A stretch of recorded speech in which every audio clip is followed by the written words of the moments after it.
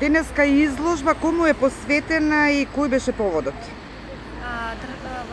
Изложбата Македонија паметта никогаш да не се повтори.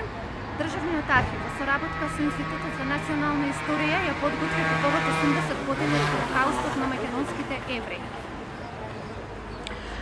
Што ќе имаме можност да видиме на изложбата?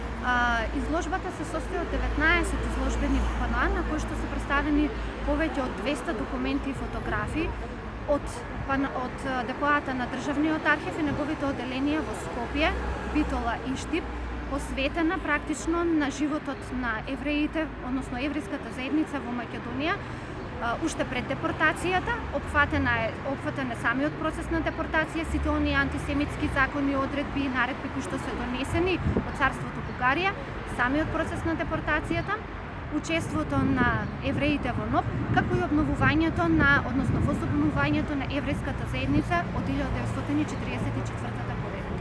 Има нешто што е специфично поврзано со нашата држава на изложбата? Како документи? Ова практично се документи за нашите евреи, оние кои што живеат овде, кои што живееле, функционирале, работеле, делувале. Тоа се македонските евреи депортирани во логорот Треблинка, значи во март 1943 година повеќе од 7100 евреи депортирани се во логорот Треблинка. Кажете ми...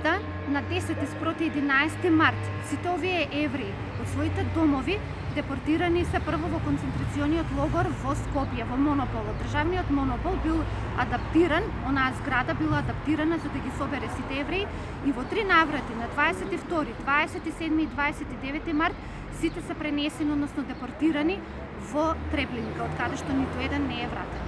Која е генералната порака на оваа изложба?